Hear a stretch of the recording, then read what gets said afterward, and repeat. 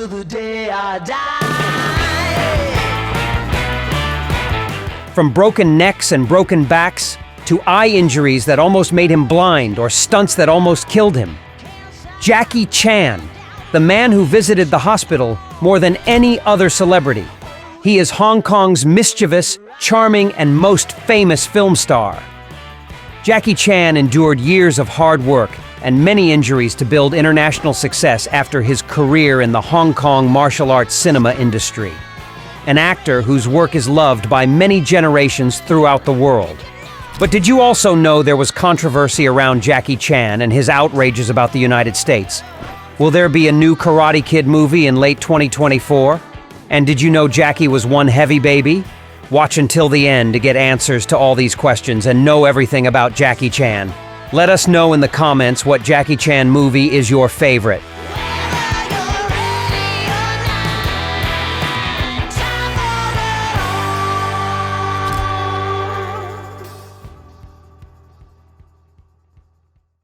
Jackie Chan was born in Hong Kong on April 7, 1954. His parents, Charles and Lily Chan, named him Chan Kong Sang, which means born in Hong Kong. Jackie Chan weighed a whopping 12 pounds when he was born, and his mother required surgery to deliver him. My wife had such a difficult time delivering him. Afterwards, she was totally exhausted.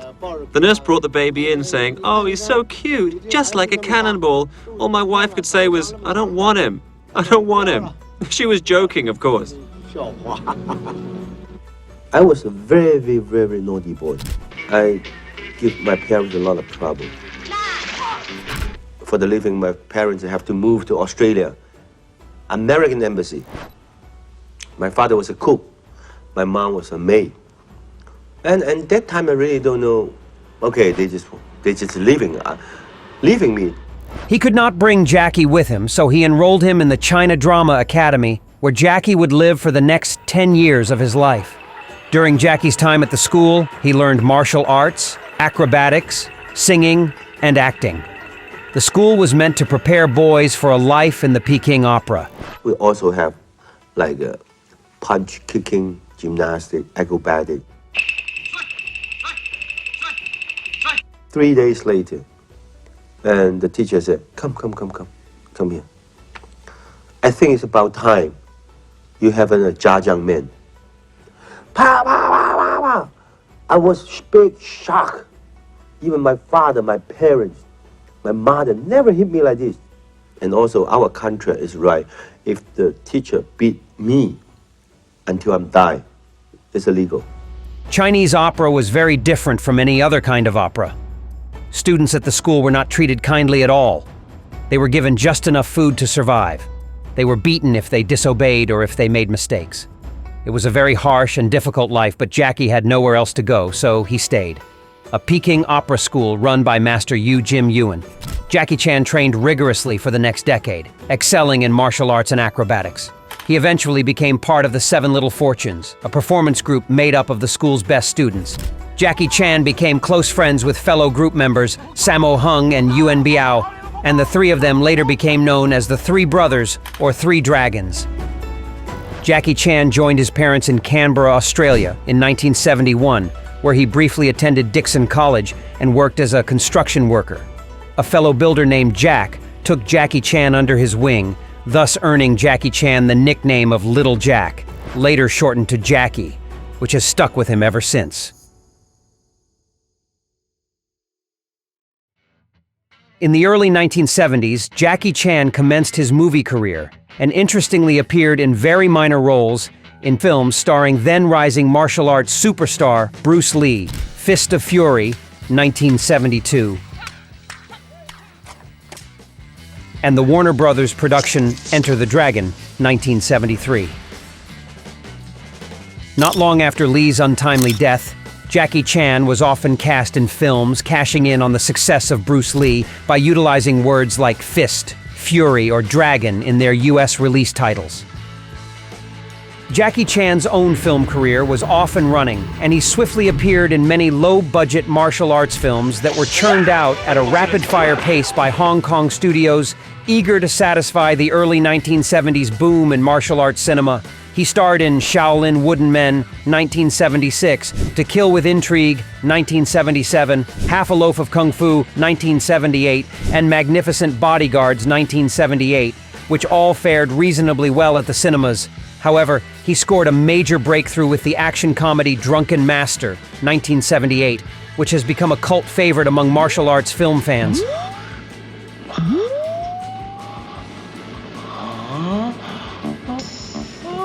Not too long after this, Jackie Chan made his directorial debut with The Young Master, 1980.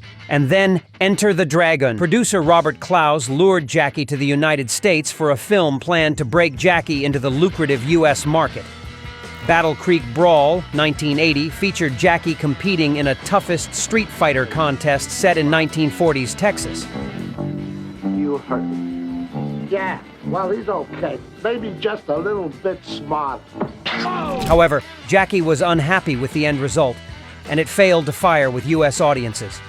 In a further attempt to get his name known in the United States, Jackie was cast alongside Burt Reynolds, Sir Roger Moore, and Dean Martin in the Hal Needham-directed car chase film The Cannonball Run, 1981.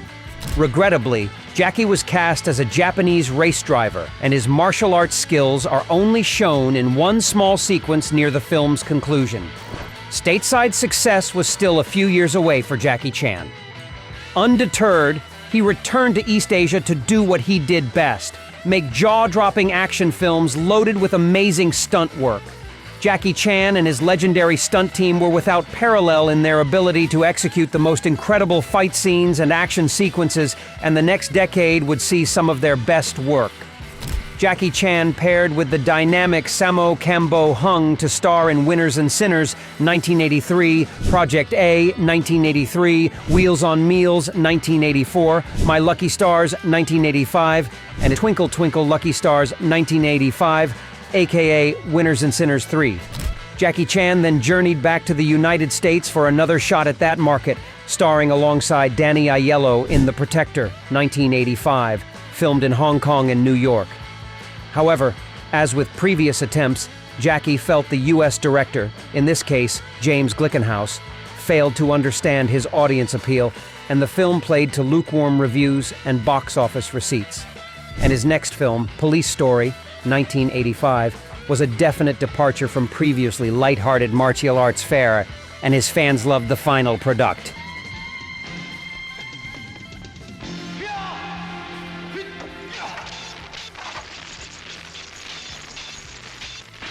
This was quickly followed up with The Raiders of the Lost Ark, influenced Armor of God, 1986, during filming of which Jackie mistimed a leap from a wall to a tree on location in Yugoslavia and fell quite a few feet onto his head, causing a skull fracture.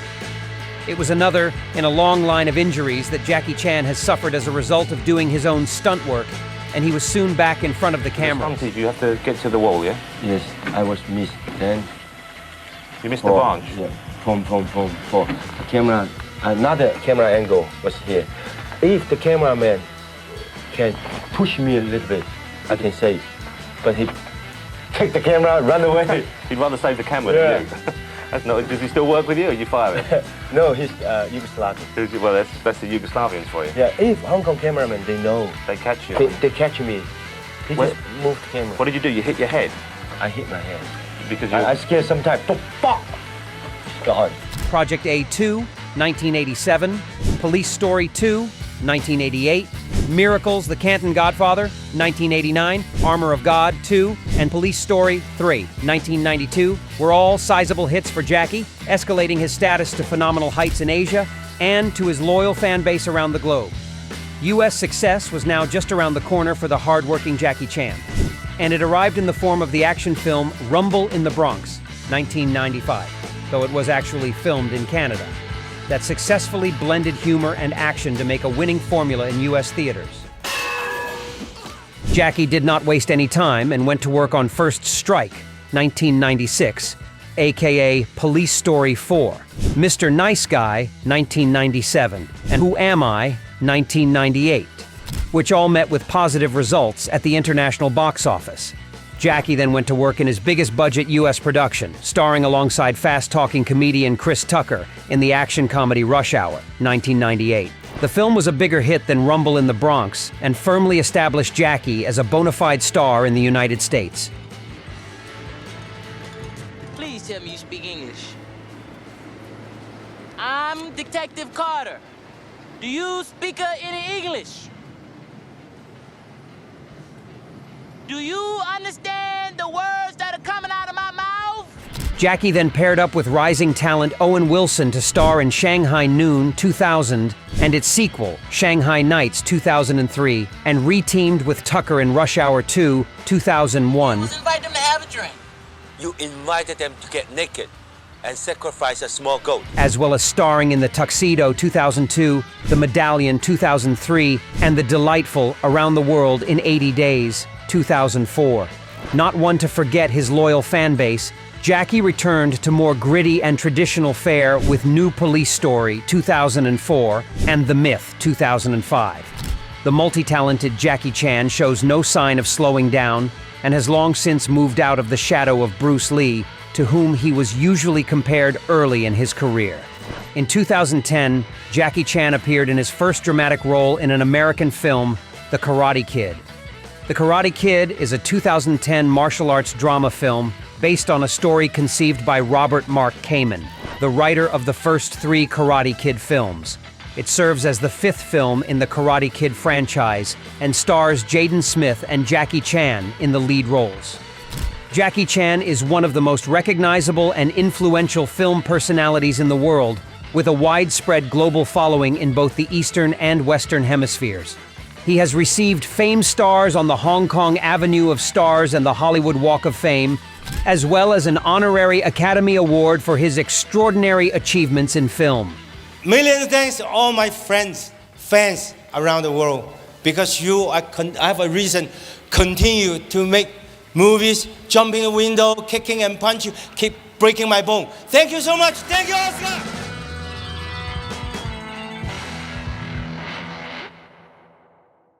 In addition to his film production and distribution company, JCE Movies Limited, Jackie Chan owns or co-owns the production companies JC Group China, Jackie and Willie Productions, with Willie Chan, and Jackie and JJ Productions. So far, Jackie's made over 100 movies, but right now we're watching him rehearse for the newest and most physically difficult film of his entire career. Jackie Chan has also put his name to Jackie Chan Theatre International, a cinema chain in China, co-run by Hong Kong company Sparkle Roll Group Ltd. The first Jackie Chan Yao Lai International Cinema opened in February 2010 and is claimed to be the largest cinema complex in China, with 17 screens and 3,500 seats. Jackie Chan expressed his hopes that the size of the venue would afford young, non-commercial directors the opportunity to have their films screened. In 2004, Jackie Chan launched his own line of clothing, which bears a Chinese dragon logo and the English word Jackie. Jackie Chan also has a number of other branded businesses. His sushi restaurant, Jackie's Kitchen, has outlets throughout Hong Kong. Jackie Chan's Cafe has outlets in Beijing, Singapore, and the Philippines. Other ventures include Jackie Chan Signature Club Gyms, a partnership with California Fitness. With each of his businesses, a percentage of the profits goes to various charities, including the Jackie Chan Charitable Foundation. In 2016, Jackie Chan partnered with Asian Le Mans Series champion David Cheng to form a racing team in the series and the FIA World Endurance Championship. The two met in March 2015, and Jackie Chan told Cheng about his interest in motorsports and raised the possibility of starting a team. Together, the two formed Baxi DC Racing Alpine, the first mainland China-based operation in WEC. They work very hard. I hope one day they will stay in the top of the world, represent China, represent Chinese, represent our team, represent our company. I wish them more and more success, just like me. Let's work together. On 10th of March 2008, Jackie Chan was the guest of honor for the launch by Australian Prime Minister Kevin Rudd of the Jackie Chan Science Centre at the John Curtin School of Medical Research of the Australian National University. Jackie Chan is also a supporter and ambassador of Save China's Tigers, which aims to save the endangered South China tiger through breeding and releasing them into the wild. You know, today you grow a tree. How can you boom, suddenly becoming a tall tree? No, give a time. We still learning. Just like 5 years in Beijing right now, the people around me, they all billionaire. They so rich. Everybody have a private jet. But they always sit around me to listen. I said, I just come back from Vietnam. They're crying. Then after that, Jackie, here, $1 million. Here, 100,000. Jackie Chan founded the Jackie Chan Charitable Foundation in 1988 to offer scholarship and active help to Hong Kong's young people and provide aid to victims of natural disaster or illness.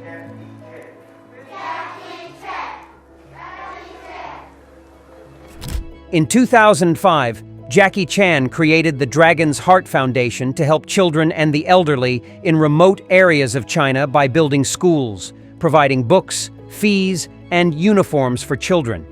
The organization expanded its reach to Europe in 2011. I was 20 years old. I already like a millionaire. And sometimes I sit down. Diamond watch? No. Car? Enough. Women? A lot of trouble. You're helping people. You see the children smiling. Wow.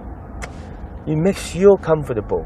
And suddenly, doing a charity teach me becoming a humble, becoming a good person. After the 1997 handover of Hong Kong from the United Kingdom to China, Jackie Chan's politics gradually shifted from a pro-democratic to a pro-Beijing stance. In 1989, Jackie Chan performed at the Concert for Democracy in China in support of democratic movement during the 1989 Tiananmen Square protests. By 2021, in contrast, he expressed his desire to join the Chinese Communist Party. 荣幸成为一个中国人，但是我也很羡慕你们是党员，就觉得共产党真的太伟大了。党讲的话，他们承诺的东西，不用100年，几十年后一定会实现。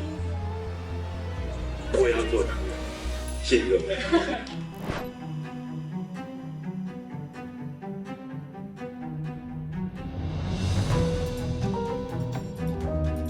Referring to his participation in the torch relay for the 2008 Summer Olympics in Beijing, Jackie Chan spoke out against demonstrators who disrupted the relay several times, attempting to draw attention to a wide-ranging number of grievances against the Chinese government.